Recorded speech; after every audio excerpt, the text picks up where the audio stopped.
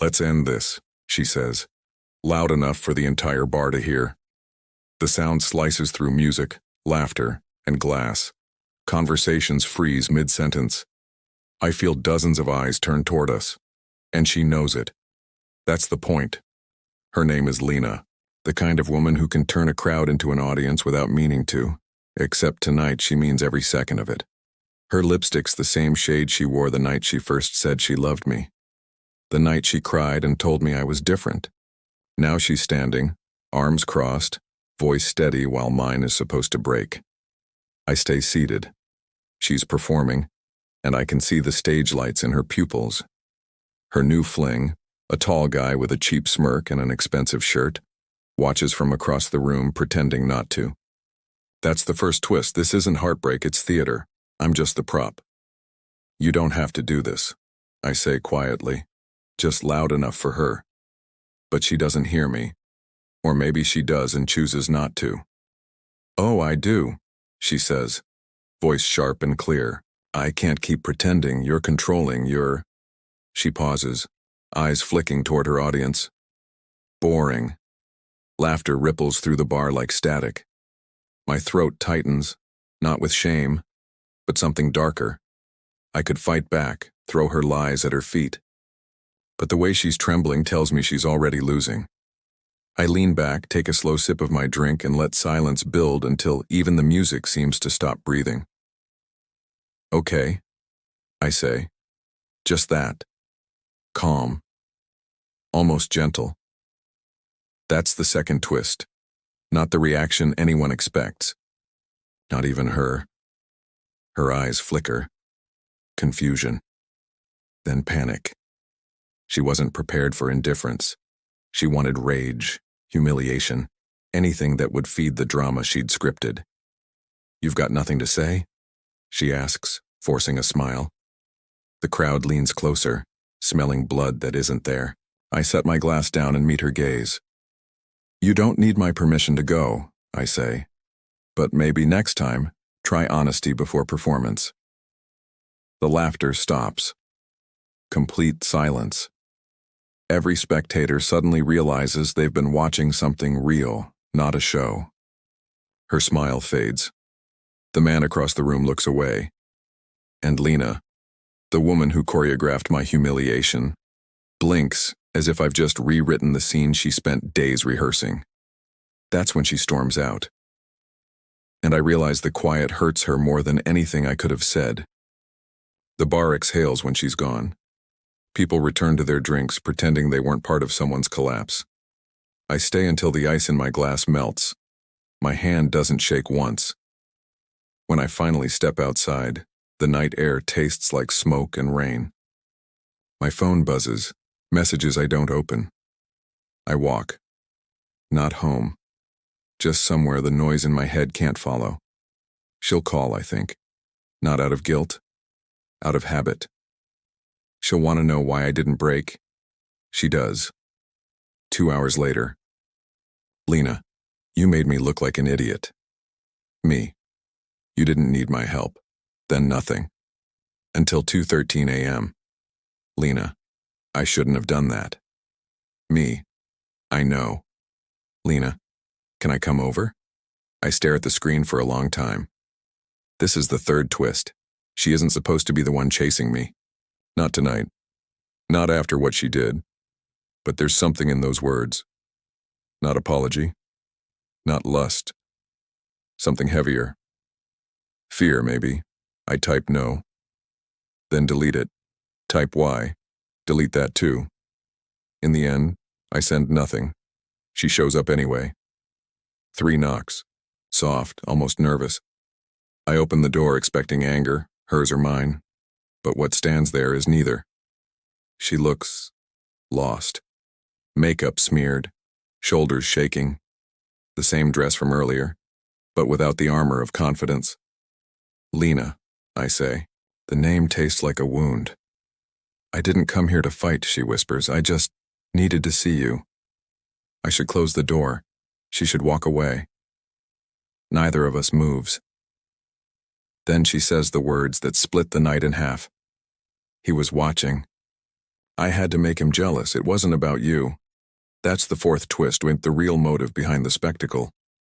My humiliation was her tool, and somehow that confession hurts less than the lie she told the world. Congratulations, I say. You used me perfectly. Her eyes fill. Don't do that. Don't be calm. Yell at me. Hate me. Something. I don't. I step aside. She hesitates, then walks in, trembling like someone who knows she's crossing a line she can't uncross. The door clicks shut behind her. Inside, the silence is unbearable. She turns to me. You're not who I thought you were, she says. Neither are you. And for the first time tonight, she looks afraid, not of me, but of herself. That's when I realize the night isn't over. It's just beginning. Part 2. The pull. She stands in my living room, small against the glow of the streetlight leaking through the blinds. The rain outside hasn't stopped. It falls in sheets, blurring the world, isolating us inside this quiet cage of consequence. I shouldn't have come, she says, but she doesn't move. Her voice trembles between apology and defiance. I just needed to know if you hated me. I don't, I say, but I don't forgive you either. That makes her flinch. The first reversal. She expected either fury or mercy. She gets neither. She wraps her arms around herself, eyes darting toward the window like she's afraid someone followed her. He's been calling me nonstop, she whispers. The guy from the bar.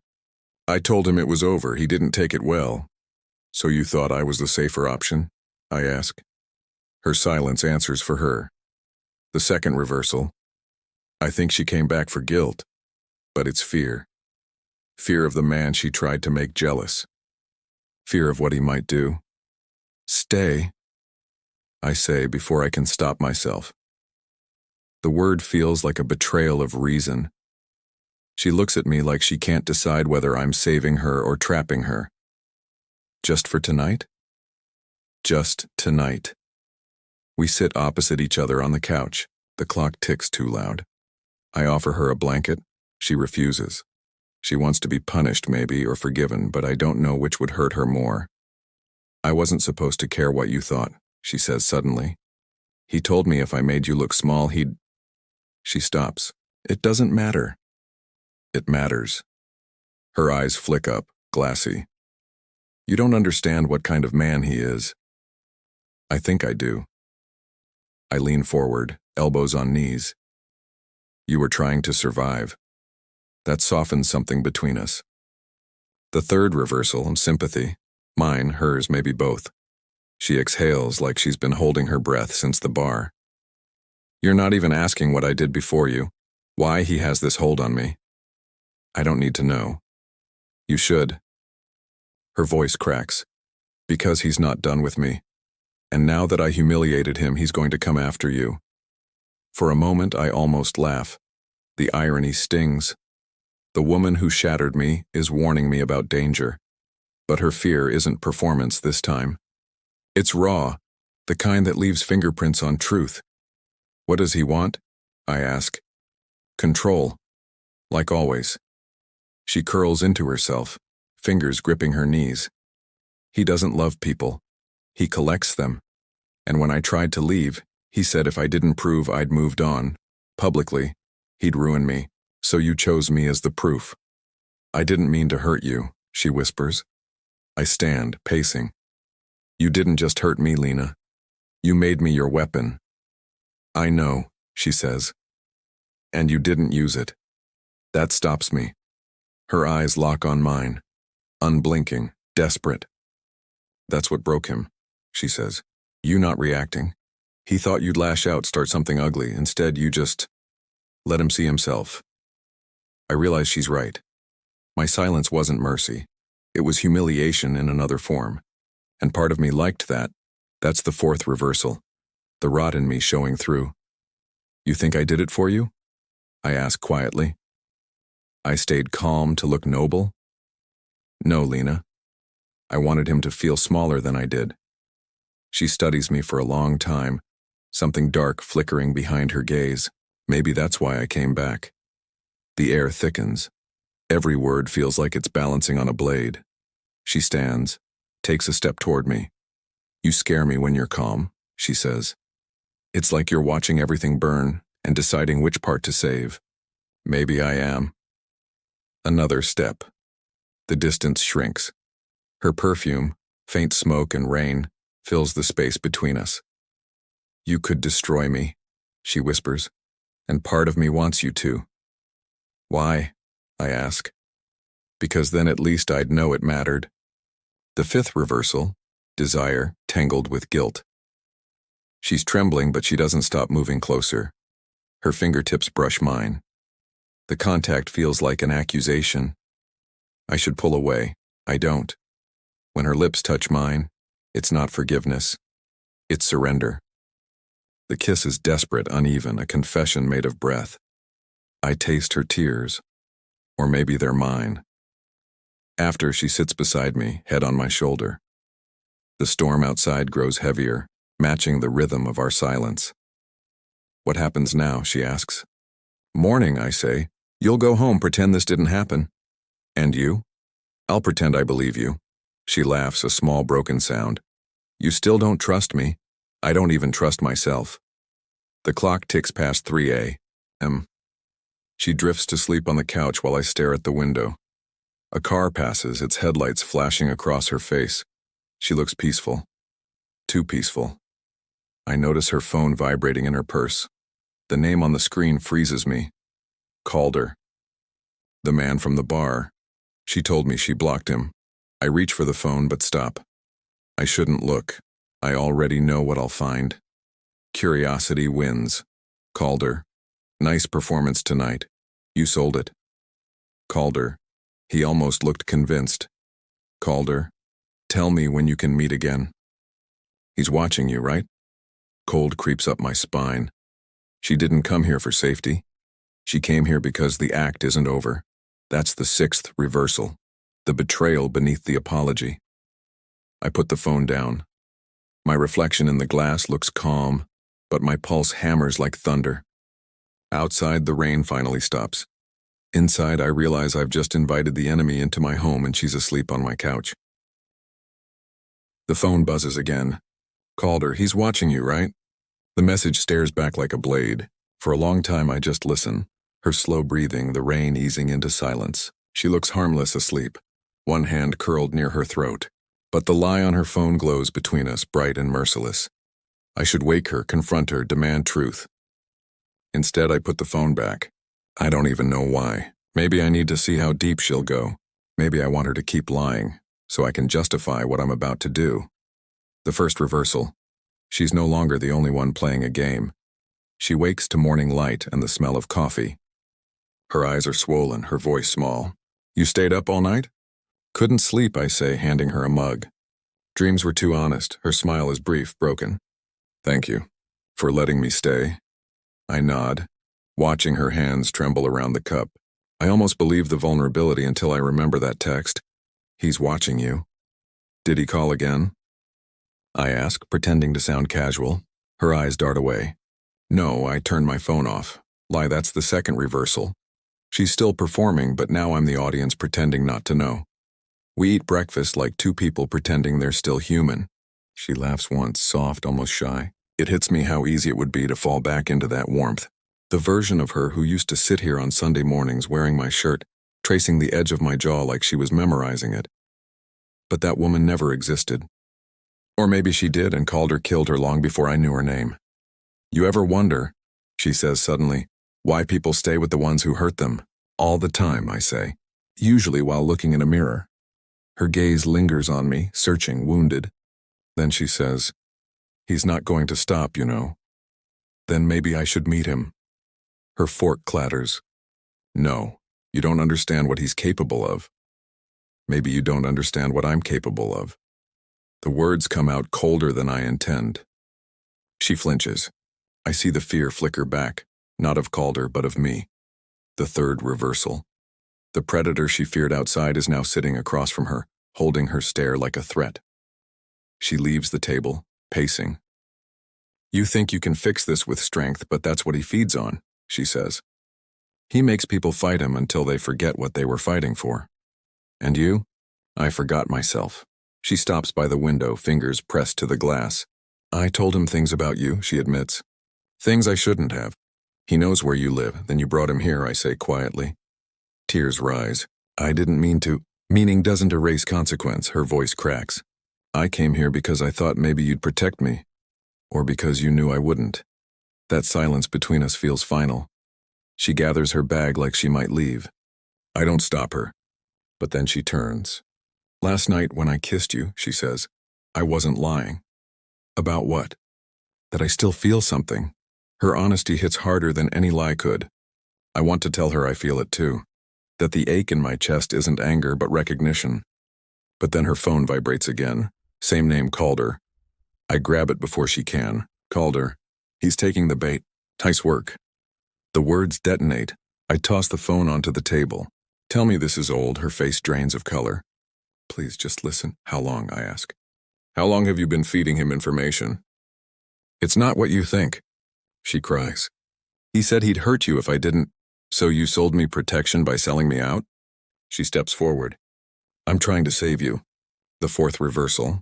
Villain becomes savior. Savior becomes fool. I laugh, sharp and bitter. Save me. You've already delivered me. Her hands shake. He wanted to break you, but I swear I never thought he'd. Spare me the act, Lena. You don't get to decide when the show ends. The doorbell rings. Once, then twice.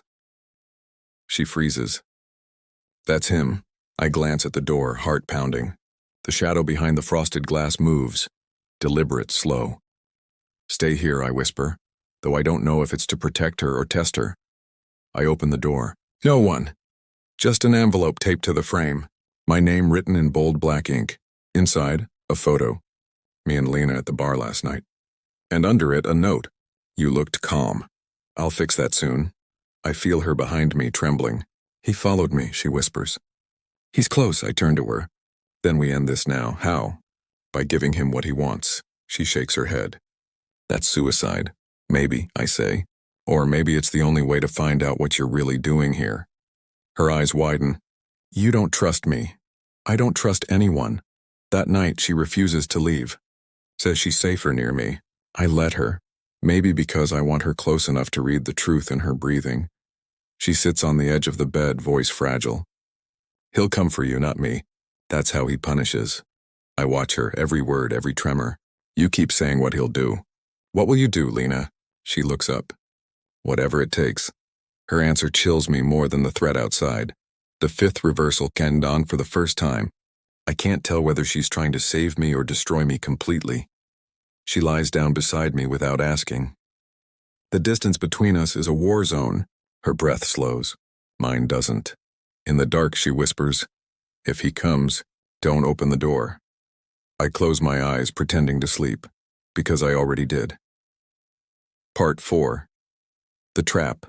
The storm outside had gone silent, but the house didn't feel still. It felt watched. Every creak of the floor, every sigh of the wind against the glass carried the weight of eyes that weren't supposed to be there. Lena was asleep on the couch again, wrapped in the same gray blanket. Her phone sat on the table beside her, dark like it was pretending to behave. I didn't touch it this time. I didn't have to.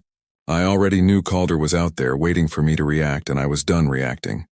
That was the first reversal. I wasn't the prey anymore. I went out before sunrise. The air smelled like wet pine and rusted metal.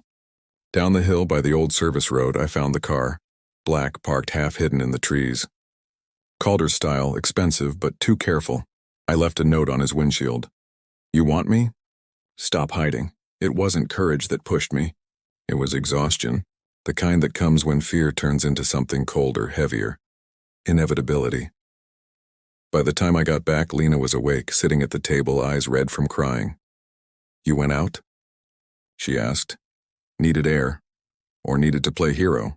Somebody has to, I said. She looked away like she wanted to fight but didn't have the strength. Then she said, you shouldn't have provoked him. He's already provoked. He doesn't forgive. You don't understand how he thinks. Then tell me, I said. Help me understand. Her voice cracked. He doesn't think. He calculates. Every word, every move. He knows what you'll do before you do it. So he's a mirror, I said. That means he's scared too. That caught her off guard. Scared? People only watch that closely when they're afraid of being seen. That was the second reversal. For the first time, she didn't defend him. The day crawled. We stayed inside. I pretended to read. She pretended to rest. The silence between us wasn't peace, it was preparation. When the knock finally came, it wasn't the door. It was the window, soft, deliberate, like a question. Lena froze. I moved to the living room, heart pounding. Outside, under the dim porch light, a man stood in the raincoat I'd seen in the photo. Not a ghost, not imagination, Calder. He smiled, calm, unhurried. Then he raised his phone and showed me a picture. It was Lena, taken through my window last night. He mouthed one word. Mine. I didn't open the door. I didn't move. He left the photo on the porch and walked away into the dark. That was the third reversal. I'd expected a monster. He behaved like a man who already won. Lena was shaking when I came back in. You saw him, she said. Yes, what did he do? Left a souvenir.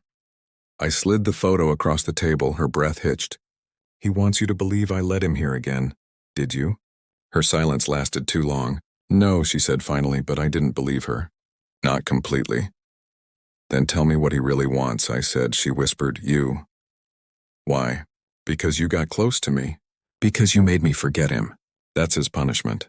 Taking away anything that makes me human. She looked at me like she expected pity. But all I felt was calculation. Lines connecting, patterns forming. That was the fourth reversal. Calder wasn't after revenge. He was after control, and Lena was still his weapon. I poured 2 drinks, whiskey heavy. She didn't touch hers. What are you planning? Something he won't predict. Her voice trembled. You can't outthink him.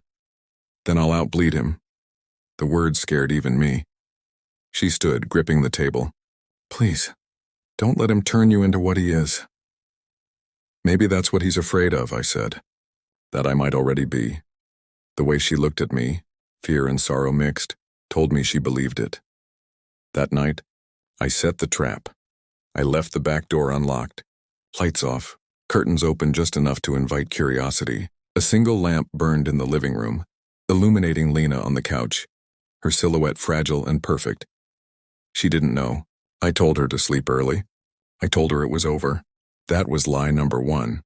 Outside, I waited in the dark, hidden behind the shed. The rain had started again, a slow, relentless rhythm. At 2:17 a.m., the door creaked. A shadow slipped inside. Calder moved like smoke, silent, practiced. He didn't go for me. He went for her. Lena, he whispered, standing over the couch. You've been busy. She stirred, half asleep. Whispering my name, Calder raised something, a knife, glinting in the lamplight. That was when I stepped inside. Drop it, I said. He turned, smile already forming. You're predictable after all. Maybe, I said, but you're in my house. He looked around, unbothered. She told me you'd say that. My stomach sank. What? She warned me you'd try to corner me. Said you wanted proof you're stronger than me. I looked at her. She was sitting up now, eyes wide, but not confused, not terrified. Aware. Lena? Her voice broke. I told you not to open the door. The 5th reversal. The trap wasn't mine. Calder chuckled, stepping closer. You see? You never understood her. She doesn't choose sides. She chooses survival. Lena, I said again. Tell me this isn't... I'm sorry, she whispered. He said if I didn't bring you to him... Calder's knife gleamed again. She's a masterpiece of obedience. But then, she moved. Faster than either of us expected, she grabbed the whiskey bottle and smashed it against the table. The jagged glass pressed against Calder's throat. No, she said. Not anymore. That was the final reversal. Prey became weapon. The room was chaos. Shouting, breaking glass, the smell of blood and liquor. Calder lunged, she sliced. I pulled him off her, and we fell together. By the time I stood, Calder was on the floor, gasping. Lena's hands trembled, streaked with crimson. She dropped the bottle. It's over. she whispered. But I knew better. Calder's eyes met mine, and in that ruined grin, I saw the next move already forming. "It's never over," he rasped, and for the first time I believed him. Because somewhere in that moment, between her tears and my heartbeat, I realized she might still be his weapon, or worse, she might be mine. Part 5. The reckoning. Calder's words hung in the air like a curse. "It's never over." He lay bleeding on my floor, the rain hammering the windows like a metronome to madness. Lena was shaking beside me, her hands still red. The whiskey bottle lay shattered between us, its edges glinting like the aftermath of choices you can't undo. For a long time, none of us moved. The world had gone small, just breath, heartbeat, and the ticking clock on the wall. "Call an ambulance," Lena whispered. I didn't move. "Please," she said again, louder this time. "He's not dying yet," I said. Her eyes flared. "You want to finish him?" "I want to understand him," I said. "Everything he's done, it's been a plan, a game. I want to know why it ends here." Calder coughed, laughing wetly. "You still think this ends with understanding?" He tried to sit up. I pushed him back down. The blood on his hand smeared across the floor in dark arcs like something ancient being drawn. Lena stepped between us. "Stop, both of you. He's done enough damage," but I couldn't stop. I needed it to mean something. Every lie, every scar, every night spent wondering who she really was. "Tell me," I said to Calder. "Why me?" He smiled. "Because you saw her." "What? You saw what I built, and thought you could fix it." His grin widened, teeth red. "She doesn't want saving, she wants to be seen." Lena's voice trembled. "Don't listen to him." But her eyes said something else, something raw, something that terrified me. We tied Calder's arm to slow the bleeding. I couldn't tell if it was mercy or delay. When I went to wash the blood off my hands, I saw her reflection in the mirror, standing behind me, staring not at me but through me. "You believe him?" she said. "I don't know what I believe. He's twisting it again, that's what he does." "And you?" I asked quietly. "What do you do?" She hesitated. "I survive." That was the first reversal. Survival as confession. An hour later, the storm had broken. Calder was unconscious, tied to a chair. I'd called no one. The silence after violence felt almost holy. A pause between heartbeats before the world demanded consequences. Lena sat by the window, staring into the fog. "What happens now?" she asked. "That depends on you." She turned, eyes searching mine. "You think I can go back? Pretend any of this didn't happen?" "No," I said. "But you can decide what happens next." Her lip trembled. "You make it sound like I have choices." "Everyone does. Even him." She looked at Calder, then at me. "And if I choose you?" I didn't answer, because I didn't know if she meant it. That was the second reversal. Love offered like a weapon, not a promise. When dawn came, the world looked clean again. The mist softened the edges of the forest and light spilled across the floor like forgiveness. I went to check Calder's pulse. Weak, but steady. Lena stood behind me. "Let him go," she said. "What?" "Untie him." "You're not serious." "I am. You want it to end? Then end it clean. No blood, no more games." "He'll come back. Maybe. But if you kill him, he wins." She was right. Or maybe I just wanted to believe she was. I cut the rope. Calder's head lolled forward. For a moment I thought he was dead. Then he looked up, eyes glassy but alive. "Why?" he whispered. "Because I'm not you," I said. That was the third reversal. Mercy as the cruelest punishment. We walked him to the edge of the property. The sunrise caught his face, pale, human, defeated. Lena handed him his coat. No words, no forgiveness. Just a final exchange between ghosts. He walked into the mist without looking back. We stood there, silent, watching the trees swallow him whole. Then Lena turned to me. "It's over," she said. I nodded, but I didn't feel relief, only an ache where fear used to live. Days passed. The house grew quiet again. We didn't speak much, we just existed, like survivors sharing the same scar. But the stillness wasn't peace, and it was waiting. Every time a branch brushed the window, she flinched. Every time I closed my eyes, I saw Calder's grin. One night I found her sitting on the porch, staring into the dark. "Can't sleep?" I asked. "He's out there," she said softly. "No, he's gone." She smiled faintly. "You think he needs to be alive to haunt us?" That was the fourth reversal, victory as another kind of prison. Weeks later, a letter arrived. No return address. Just one line inside. "You let me live.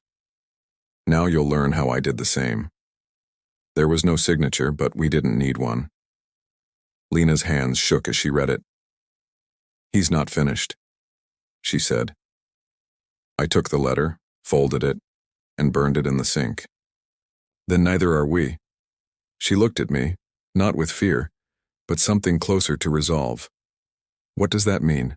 she asked. "It means if he wants to haunt us, we'll choose how." "How?" "By living. By not becoming him." Her eyes softened. For the first time in months, she reached for my hand. Outside, the wind rose, carrying the smell of rain again. As the fire in the sink died out, the last of the letter turned to ash. A clean slate, almost. Lena whispered, "Do you think people like us can ever be free?" I looked at her, really looked. Really. The woman who had been victim, accomplice, betrayer, and savior all in one breath. "Freedom isn't forgetting," I said. "It's choosing what to remember." She nodded slowly, eyes glistening. Outside, dawn began to break, not bright, but real. And for the first time I didn't feel watched, only awake and